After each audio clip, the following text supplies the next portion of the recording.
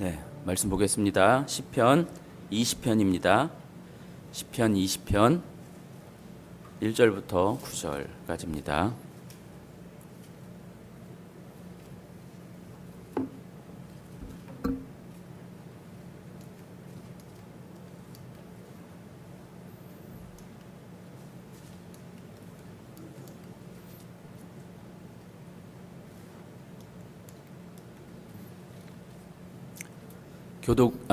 합독하겠습니다.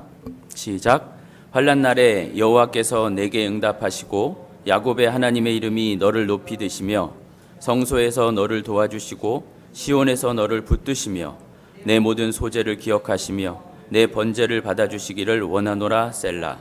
내 마음의 소원대로 허락하시고 내 모든 계획을 이루어 주시기를 원하노라. 우리가 너의 승리로 말미암아 계가를 부르며 우리 하나님의 이름으로 우리의 깃발을 세우리니 여호와께서 내 모든 기도를 이루어 주시기를 원하노라. 여호와께서 자기에게 기름 부음 받은 자를 구원하시는 줄 이제 내가 아노니 그의 오른손에 구원하는 힘으로 그의 거룩한 하늘에서 그에게 응답하시리로다. 어떤 사람은 병거, 어떤 사람은 말을 의지하나 우리는 여호와 우리 하나님의 이름을 자랑하리로다. 그들은 비틀거리며 엎드러지고 우리는 일어나 바로 서도다. 여호와여, 왕을 구원하소서. 우리가 부를 때에 우리에게 응답하소서. 아멘. 시편 19편에서 다윗은 자연 계시에 이은 특별 계시, 즉 율법 속에서 결국 인간의 죄를 알게 됩니다.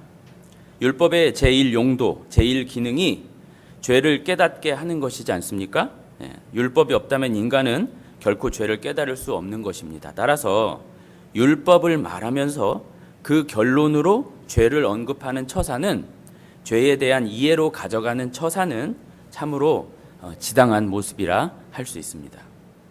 그러나 이것이 다가 아닙니다. 단순히 죄를 인지하는 수준으로 그치는 정도가 아니라 단순히 죄를 인지하는 수준으로 그치는 것이 율법의 기능이 아닙니다. 죄를 깨닫게 한다라는 말은 죄의 원인과 무게와 결과 등을 알고 그 죄의 비참함을 절감하여 구원자, 19편 20절에서는 이제 구속자라는 말을 썼죠. 그 구원자요 구속자이신 메시아에게로 손을 내미는 것까지를 포함합니다. 죄의 그 무시무시함을 알고 그 죄에서 어쩔 수 없는 자신을 발견하여 구속자께서 나를 이 죄에서 떠나게 해달라는, 이 죄에서 건져달라는 그 간절한 절규, 그 절규까지를 토해내게 하는 것이라 말입니다. 그러면서 이 죄라는 것을 무엇과 우리가 연결했었냐면 18편, 19편에서 중요하게 언급되었던 단어 종과 연결했었습니다. 죄라는 것은 결국 어떤 의미에서 이 자리의 이탈이다, 이것이죠. 그래서 우리 모두 종의 자리로 돌아가자, 종이 되는 훈련을 해보자 라는 제언을 드렸습니다. 달리 말하면 기다림, 어떤 상황과 환경 속에서도 그 상황과 환경을 허락하신 우리 주인 되시는 하나님을 신뢰하며 기다려보자 라는 것입니다. 그 상황이 억울하든 분통이 터지든 속상하든 일단 주인이신 하나님을 신뢰한다면 종인 우리는 기다려야 한다는 것이겠죠. 자리나 상황이나 처우가 그 모든 것이 내 뜻과 맞지 않아도 주인을 신뢰함으로 버티고 기다리자라는 것이었습니다. 그것을 훈련해 보자, 이것이었어요. 개인적인 말씀을 드려서 송구한데요, 제가 이런 설교를 했으니 삶 속에서 얼마나 많이 생각이 나겠습니까? 이 말씀 그대로, 제가 전한 말씀 그대로 살지는 못해도 열에 한 번 정도는 이렇게 제어가 되더라고요. 그리고 기다리는 것이, 이렇게 참아내는 것이 조금은 쉬웠습니다. 네, 그랬고요. 자, 이런 19편에 이은 오늘 20편은 이 20편을 해석하기에 앞서 우리랑 조금 다른 신학을 하는 자유주의 신학자들의 얘기를 좀 해야 되는데요. 그들은 본 시편을 어떤 식으로 설명하냐면, 이 시편은 아마도 전쟁시, 전쟁을 나가기 전에 제의, 그러니까 예배를 드렸는데 그때 모두가 노래처럼 읊었던 시였을 것이다 라고만 이렇게 추정을 해요. 왕, 그러니까 다윗이겠죠. 다윗과 백성들과 또 제3의 어떤 인물, 뭐 제사장 등이 나와서 서로 이 시편을 주거니 받거니 이렇게 했다라는 것입니다. 그러니까 자유주의 쪽에서는 성경을 너무 일반화시키고 뭐 보편화라고 해야 될까요? 대중화 이렇게 시켜버려요. 양식 비평이니 뭐 전승사니 뭐니 이렇게 그럴싸하게 말들을 하면서 그런 식으로 이렇게 몰고 가는데요. 그러한 이해 속에서 이렇게 오늘 본문을 보면 그렇게 보이기도 해요. 한번 보자고요. 1절에 환난 날에, 여기서 환난 날은 전쟁이라는 환난을 당한 날, 전쟁을 앞둔 날, 그렇게 보고 있어요. 그래서 여호와께서 내게 응답하시고 야곱의 하나님의 이름이 너를 높이 드시며 성소에서 너를 도와주시고 시온에서 너를 붙드시며 내 모든 소재를 기억하시며 내 번제를 받아주시기를, 내 마음의 소원대로 허락하시며, 또 4절에도요 내 마음의 소원대로 허락하시고 내 모든 계획을 이루어 주시기를 원하노라. 5절에도 우리가 너의 승리로, 그리고 5절 끝쪽에 여호와께서 내 모든 기도를 이루어 주시기를 원하노라. 여러분, 여기서 너는 누구를 말하는 걸까요? 왕인 다윗을 말한다고 해요. 백성들이 다윗을 너로 지칭하면서 당신의 승리, 당신이 하나님께 받아주기를 원하며 당신이 이렇게 된다는 것이죠. 그런데 이제 6절로 넘어가면 6절, 여호와께서 자기에게 기름 부음 받은 자를 구원하시는 줄 이제 내가 아노니 그랬어요. 이제 내가 아노니. 여기서 말하는 내가는 누굴까요? 이게 단수거든요. 다윗일까요? 그러면서 7절부터 9절을 보시면 이렇게 되어 있어요. 어떤 사람은 병거, 어떤 사람은 말을 의지하나 우리는 여호와, 우리 하나님의 이름을 자랑하리로다. 그들은 비틀거리고 엎드러지고 우리는 일어나 바로 서도다. 9절, 여호와여 왕을 구원하소서 우리가. 여기서 말하는 우리는 또 누굴까요? 그러니까 앞서 말씀드린 대로 등장인물을 뭐 다윗 왕과 백성과 중간에 뭐 제3인물로 제사장이라고 할 수 있습니다. 그렇게 봐도 뭐 틀리다고 할 수 없겠지만 그들의 주장대로만 본다면, 자꾸 그런 식으로만 본다면, 일단 오늘 시편은 전쟁 나가기 전에 읊었던 시, 그 어떤 예식에서 쓰였던 시, 그 이상도 그 이하도 아닙니다. 그냥 전쟁 나가기 전에 하나님 도와주세요 이 정도로 그냥 끝나버리고 말아요. 내용이 완전히 축소됩니다. 더군다나 그렇게 봐버리면, 그들의 주장대로 봐버리면 문맥과도 어울리지 않아요. 앞선 19편과의 연결도 어려워지고, 뿐 아니라 그동안 계속 이어왔던 어떤 일관성 자체가 떨어져요. 이렇게 되면 될수록 어떤 결과가 이어지냐면 시편의 맥이 끊어지면서 하나하나의 시가 그냥 연결된 시라기보다는 독립된 시로 그냥 남아버린다 이거죠. 각설하고 성경은 유기적으로 영감이 돼 있는 것입니다. 성경 전체가 연결이 되어서 일관성을 가지고 또 통일성 아래에 어떤 방향성을 추구하며 거대한 하나의 주제를 설명한다 이것이죠. 메시아 예수로 말미암는 하나님 나라, 물론 거기에 우리의 죄나 구원이 다 포함되는 것이고요. 따라서 길게 더 말씀드릴 것 없이 오늘 본문도 거의 늘 하던 대로 예수님을 가운데 놓고 주인공으로 놓고 풀어야 하는 것이라고 사료돼요. 그렇게 한번 해보겠습니다. 1절의 환난 날은 물론 전쟁일 수도 있어요. 그러나 기근이나 온역이나 뭐 여러 가지가 있을 수 있습니다. 그런데 성경에서 모든 환난 날은요, 어떤 날로 몰아가고 소급되냐면 바로 예수님의 그 십자가로, 구약은 우선하여 예수님의 십자가로 소급합니다. 환난의 날, 그 환난의 때 모두 십자가예요. 신약도 마찬가지로 십자가의 날, 그 십자가를 환난의 정점으로 다루면서 예수께서 다시 오실 그 재림의 날로 가끔 언급하기도 해요. 하지만 재림은 아시다시피 십자가 다음에 오는 것입니다. 그러니까 중요한 것은 십자가라는 것이죠. 성경은 수시로 우리를 십자가, 그 십자가로 데리고 가요. 구약과 신약 전체가 우리를 십자가에 서게 만든다 이겁니다. 어찌되었건 오늘 본문의 환란은 결국 모든 환란의 정점, 그리스도의 환란, 십자가를 예표한다 하겠습니다. 그래서 1절 환란 날에, 그 십자가의 날에, 그 십자가에서 누가, 여호와 하나님께서, 예수님이 아니에요, 성부 하나님께서 누구에게? 내게 응답하시고, 야곱의 하나님이 너를 높이 드시며 그랬는데, 여기서 너라는 건 성자 하나님 예수를 말하는 겁니다.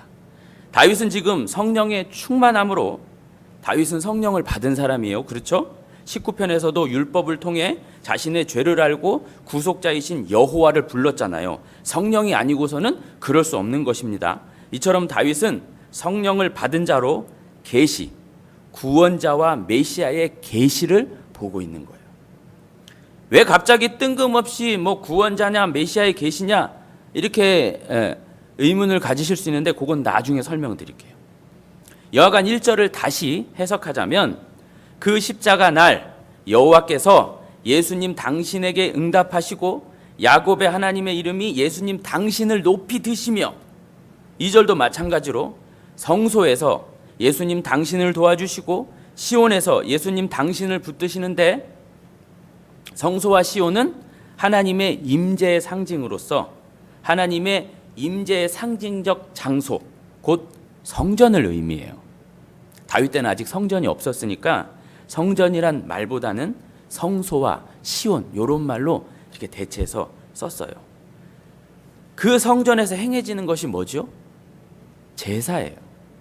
제사에 필요한 것은 제물이고요. 당연히 3절에 소제나 번제가 따라 붙을 법 하겠죠. 여기서 소제로 번역을 했지만 원어로 봤을 땐 제물이라는 의미가 더 강합니다. 제물. 그리고 번제는 어떤 의미가 강하냐 하면 전체, 전부로 드리는, 다 드린다는 의미가 강해요. 제물인데 전부로 다 드리는 제물, 이런 거죠. 성전에서 제물이 하나님께 드려지는 것은 십자가에서 참 제물이신 예수님이 하나님께 드려지는 것을 예표한다라는 것쯤은 다들 익히 알고 계실 거예요. 예수님은 참 제물로 자신의 전부를 하나님께 드립니다. 십자가에서 예수님 자신의 온전한 헌신, 온전한 다드림을 지금 말하고 있는 거예요. 지금 3절은 예수님께서 그렇게 하나님께 드려지는데 그것을 하나님께서 받아주시기를 원한다는, 그러니까 우리 메시아 예수께서 하나님께 그렇게 드려지고 있네요, 예수님이 하나님께 바쳐지고 있네요, 셀라, 분위기가 고졸될 때 나오는 표현, 이렇게 다윗이 노래를 하고 있는 겁니다. 4절에 내 마음의 소원대로 허락하시고 내 모든 계획을 이루어 주시기를 원하노라 그랬는데, 역시 여기서도 너가 지칭하는 건 예수님이에요. 다윗이 하나님께서 예수님의 마음의 소원대로 허락하시고 예수님의 모든 계획을 하나님께서 이루어 주시기를 원합니다, 이렇게 간구하고 있는 거예요. 그럼 성자 하나님, 우리 예수님의 소원, 계획이 뭐죠? 찾아보겠습니다. 히브리서에서 나오는데, 그는 육체에 계실 때에 자기를 죽음에서 능히 구원하실 이에게 심한 통곡과 눈물로 간구와 소원을 올렸고, 그게 뭐예요? 그의 경건하심으로 말미암아 들으심을 얻었느니라. 그가 아들이시면서도 받으신 고난으로 순종함을 배워서 온전하게 되었은즉 자기에게 순종하는 모든 자에게 영원한 구원의 근원이 되시고. 요한복음에도 있어요. 내가 하늘에서 내려온 것은 누구 뜻을 행하려 함이에요? 내 뜻을 행하려 함이 아니라 나를 보내신 이의 뜻을 행하려 함이니라. 나를 보내신 이의 뜻은 내게 주신 자 중에 내가 하나도 잃어버리지 아니하고 마지막 날에 다시 살리는 이것이니라. 요한복음 이 뒷구절에 이제 무슨 말이 나오냐면, 내 살은 참된 양식이요 내 피는 참된 음료로다. 그러니까 십자가에서 흘려질 예수님의 살과 피가 이제 등장하게 됩니다. 예수님의 소원은 보다도 확실하게 복음서에서 잘 나타나 있는데, 마가복음 10장 45절에 인자가 온 것은 섬김을 받으려 함이 아니라 도리어 섬기려 하고 자기 목숨을 많은 사람의 대속물로 주려 함이니라. 이것입니다. 자신이 대속물로 바쳐져서 하나님의 백성을 구원하시는 일, 구원하는 일, 그 영원한 사망에서, 그 처절한 지옥의 삶에서, 그 무섭고 두렵고 소망 없는 암흑에서 건져주시는 일, 이게 예수님의 소원, 예수님의 뜻, 예수님의 계획인 것입니다. 그런데 이러한 일이 어디서 이루어지냐면 십자가에서 이루어지는 것이죠. 십자가의 승리로 이루어내시는 것입니다. 그 저주의 십자가, 조롱의 십자가가 사실은 승리의 영광스러운 십자가인 것이죠. 5절, 우리가라는 말은 다윗을 포함한 구원받은 하나님의 백성들이 너의 승리로 말미암아, 그러니까 예수님 당신의 그 십자가 승리로 말미암아 개가를 부르며 환호성을 치며 기쁨의 소리를 지르며 우리 하나님의 이름으로 우리의 깃발을 세우리니, 여기서 하나님의 이름이라는 말이 오늘 본문에서 이제 3번이 언급이 되는데 1절, 5절, 7절이요. 성경에서 하나님의 이름은 하나님과 동일시돼요. 그러니까 그분의 존재와 사역의 축약이 이름인 거죠. 그 하나님의 이름으로 우리가 깃발, 승리의 깃발을 세우리니 여호와께서 내 모든 기도를, 그러니까 예수님 당신의 그 모든 요청을, 예수님의 그 소원을, 바램을 이루어 주시기를 원합니다. 그러면서 6절을 넘어가면 히브리 원문에서 제일 먼저 오는 말은 이제 내가 알았습니다예요. 근데 뭘 알아요? 여호와께서 구원하신다는 것을 알아요. 근데 누구를 구원하세요? 그의 기름 부음 받은 자를 구원하신다는 말이겠죠. 기름 부음 받은 자를 히브리 말로 하면 메시아입니다.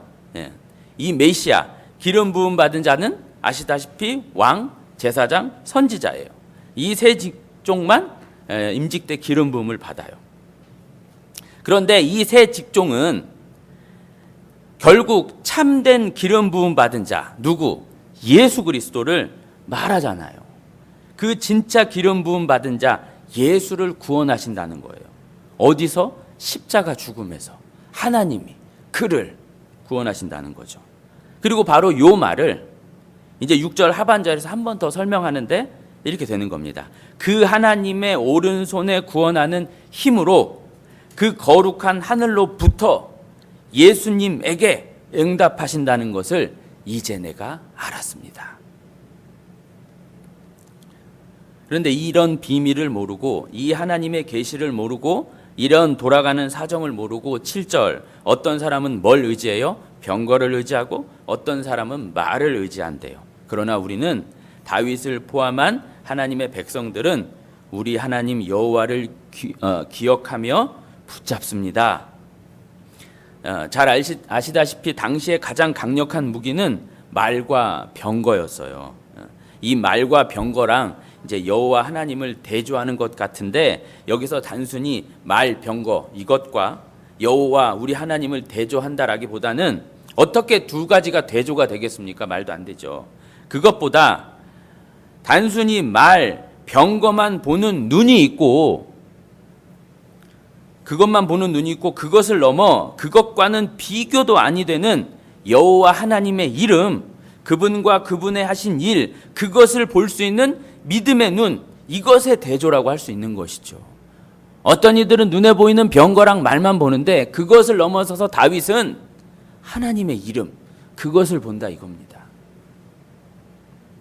에베소서 6장 12절에 있는 말씀처럼 우리의 씨름은 혈과 육을 상대하는 것이 아니요 통치자들과 권세들과 이 어둠의 세상 주관자들과 하늘에 있는 악의 영들을 상대함이라. 이런 것들을 제어하는 게 병거와 말이겠습니까? 아니란 말이죠. 눈에 보이는 그런 무기 가지고 되는 일이 아니며, 그것을 많이 보유했다고 해결이 되는 것도 아닌 하나님을 의지해야 되는 일이라 이겁니다. 뭐가요? 하나님의 구원이라는 것이요. 우리의 모든 싸움이, 우리의 모든 문제가 결국 하나님을 의지하고 하나님께 돌아가야 해결되는 문제라는 것을 이게 역설하고 있는 겁니다. 눈에 보이는 말이나 병거로 해결될 그런 전쟁을 말하지 않아요. 8절에 저희는, 그러니까 그들은 그 병거와 말을 의지하는 자는 몸을 굽히며 쓰러집니다. 그러나 우리는 여호와 하나님의 이름을 아는 자들은, 그 이름을 붙드는 자들은 일어나고 바르게 세워질 것입니다. 9절 여호와여 왕을 구원하소서, 우리가 부를 때에 우리에게 응답하소서. 여호와 하나님 왕을, 여기서 왕은 누굽니까? 계속 언급한 대로 예수 그리스도를 말하는 겁니다. 시편 2편 등에서도 살폈지만 참 왕으로 오시는 분, 2편에서도 왕으로 예수님을, 메시아를 설명했어요. 참 왕으로 오시는 그분, 기름 부음 받은 자, 다윗이 왕이라 부르는 그분 메시아 예수님을 말해요. 그 예수님을 십자가에서 꼭 구원하여 주시사 우리 하나님의 백성의 구원이 이루어지게 하옵소서. 하나님께서 왕이신 아드님을 구원하시는 그 구원에 하나님의 백성 모두가 담겨 있으니 이것을 내포적 대신이라고 하잖아요. 그 구원을 이루소서, 예수님으로 말미암아 우리의 구원을 이루어 주소서 하나님이여, 이 기도를 하는 거다 이거죠. 왜 갑자기, 서두에 말씀드렸잖아요. 왜 갑자기 기름 부음 받은 자니 뭐 메시아니 십자가니 이런 계시가 뜬금없이 등장하는가? 왜 그럴까요? 지지난주에 살핀 시편 19편에서는요, 다윗이 죄라는 것을 알고 또 그 죄를 범하지 말게 하소서, 나를 도와주소서, 구속자 여호와여 이렇게 하지만 그 죄가 어떻게 용서되고 그 죄가 어떻게 해결되는지에 대한 얘기는 없었어요. 물론 죄가 씻긴 자가 죄를 고백하며 주께 나아가는 법이기는 하지만 구체적으로 그 죄가 어떻게 해결되었는지 문제가 설명이 안 됐는데, 그 죄의 해결의 문제가 오늘 본문 20편에서 등장한다 이것입니다. 19편에서 다 하지 못한 얘기를 오늘 20편에서 하고 있는 것이에요. 다윗을 포함한 하나님의 백성들의 죄가 과연 어떻게 해결이 되는지, 어떻게 사해지는지의 얘기가 오늘 본문에서 전달된다 이겁니다. 오늘 본문을 전쟁이라는 것에 맞춰도 동일한 해석이 나올 수 있어요. 모든 전쟁, 특히 선민 이스라엘이 치른 그 모든 전쟁은 여러분 뭘 말하고자 함일까요? 이스라엘 백성들이 계속해서 치렀던 전쟁, 그 전쟁은 뭘 말하고자 했던 것일까요? 결국 하나님과 하나님을 대적하는 무리들의 전쟁이에요. 하나님의 전쟁이라고 하잖아요. 여호와의 전쟁. 하나님을 믿는 자와 그렇지 않은 자. 이 전쟁은요, 계속 되었었는데 이 전쟁이 언제 종결됐냐면 십자가에서 종결이 됐어요. 이 전쟁이 창세기부터 계속 이어오다가 십자가에서 정점을 찍어요.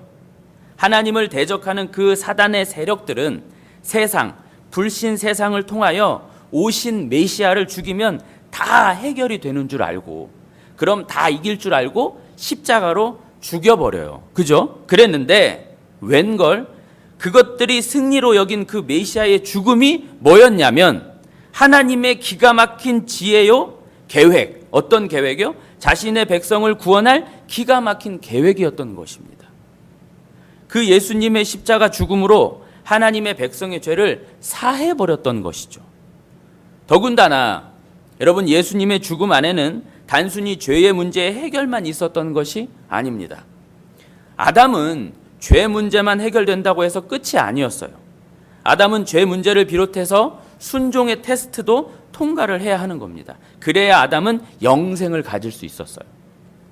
그런데 예수님의 십자가 죽음은 죄의 해결과 함께 그 순종, 아담이 다시 해야 하는 그 순종까지 해결이 돼버린 것입니다. 예수님의 십자가 죽음의 다른 말은 죽기까지의 순종이라고 하잖아요. 그러니까 예수님의 십자가 죽음은 이렇게 두 가지를 내포하고 있는 것이에요. 다 아시는 얘기잖아요. 그 십자가의 전쟁에서 이렇게 하나님이 예수님으로 승리를 하시고 그 승리로 당신의 백성이 구속된다는 이야기가 오늘 시편에 고스란히 나와 있는 거예요. 21편 역시 이제 다다음 주에 볼 21편 역시 이 흐름의 연속이에요. 보시면 시편 21편 1절 2절 여호와여 왕이 주의 힘으로 말미암아 기뻐하며 주의 구원으로 말미암아 크게 즐거워하리이다. 그의 마음의 소원, 아까도 살폈죠. 마음의 소원을 들어주셨으며 그 입술의 요구를 거절하지 아니하셨나이다. 누가? 성부께서. 누구를? 성자를. 그러니까 오늘 본문은 그 십자가에서 이루실 구원을 미리 보고 노래하며 감격하고 있는 것이에요. 그러면서 7절 이하에 언급된 대로 나는 병거나 말을 의지하지 않고 우리 하나님의 이름을 자랑한다 합니다. 이런 고백과 결단이 나오고 있는 거죠.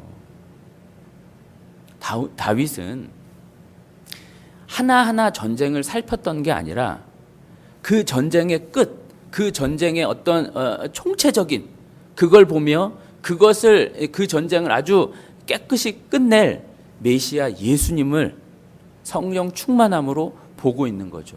그분의 계시를 보고 있다 이것입니다.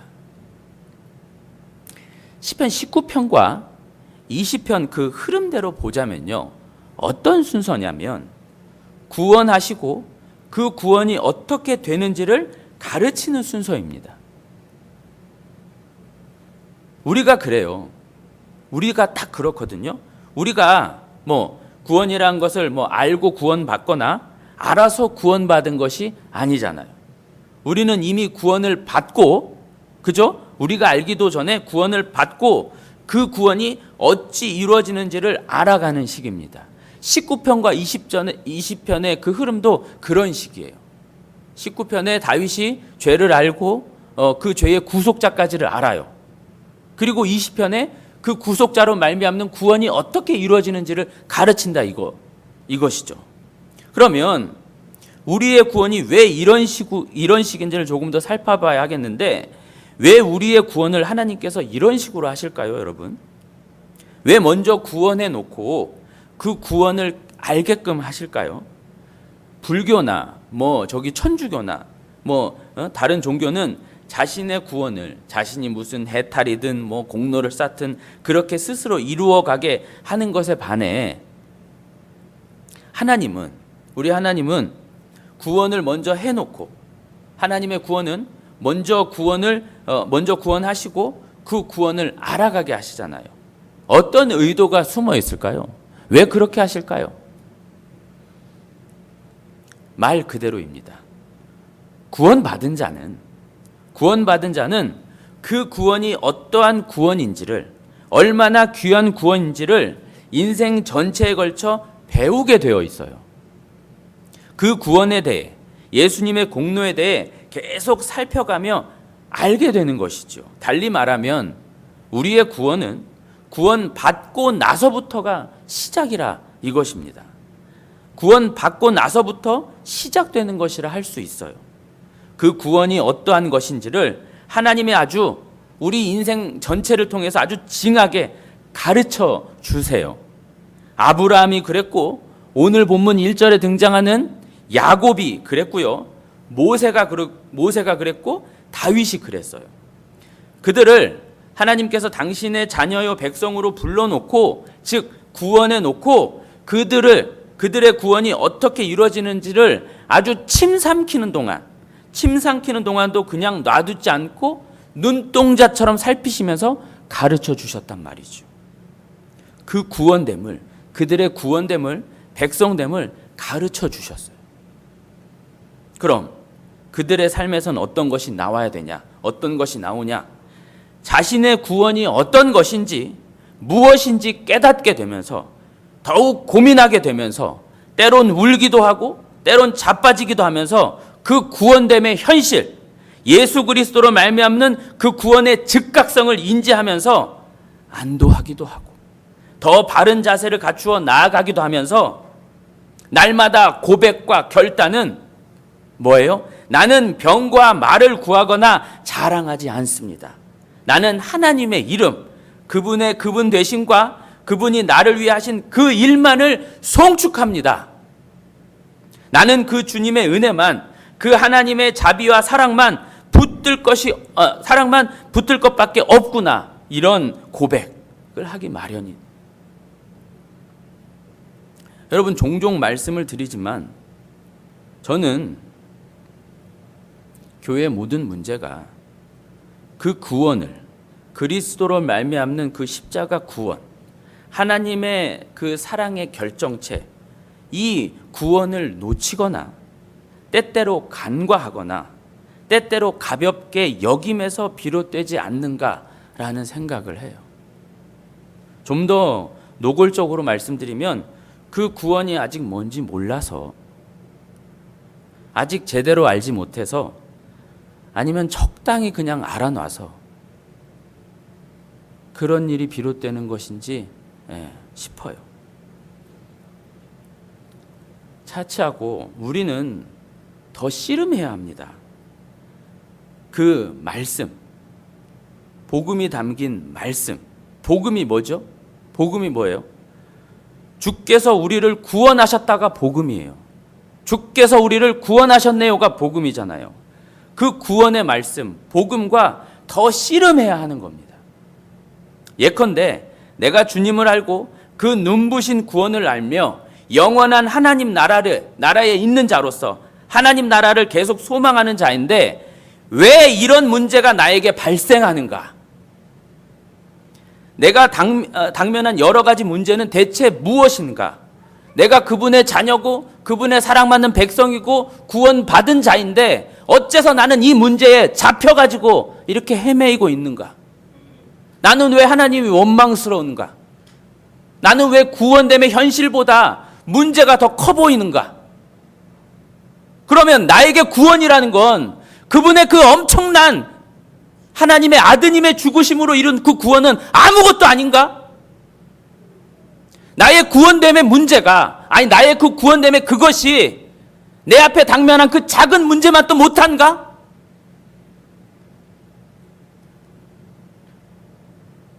왜 나는 그 어마무시한 구원을 받고 하나님을 아버지라 여기며 사는 하나님 백성인데 이런 문제에 붙들려가지고 자유하지도 못하고 기뻐하지도 못하고 맨날 주눅 들어서 예배가 뭔지도 모르고 예배의 귀함도 모르고,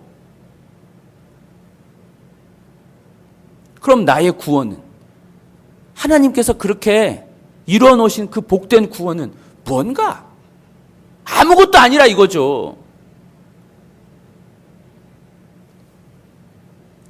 대체 그 구원이 뭔가? 왜 구원하셨다 해놓고 이런 고해 같은 인생을 살게 하시는가? 씨름해야 합니다. 그 구원이 내게 미치는 영향이 뭐고, 그 구원이 정녕 내게 주신 구원, 날 향한 구원, 날 위한 구원, 내 구원. 그래서 오늘도 나를 살게 하고 오늘도 나를 일깨우는 그런 구원인지, 정말 그런 구원인지 씨름해야 되는 겁니다. 구원은 계속 진행형입니다. 구원받은 자를 계속 그 구원의 기품으로, 그 영광스러움으로, 복됨으로 이렇게 끌고 간다니까요. 뭐가요? 구원이요. 성령께서 그 구원의 복됨의 현실로, 그러니까 다니엘이 사자굴에 들어갈 수 있는 거고요. 베드로가 십자가에 거꾸로 매달릴 수 있는 겁니다. 폴리캅이 그 끓는 기름 가마 속에서도 더 올려라, 더 불을 지펴라, 그럴 수 있는 거란 말이죠. 그걸 아니까요. 그 영광스러움을 아니까요. 근데 우리네 삶 속에 그런 것이 있냐고요.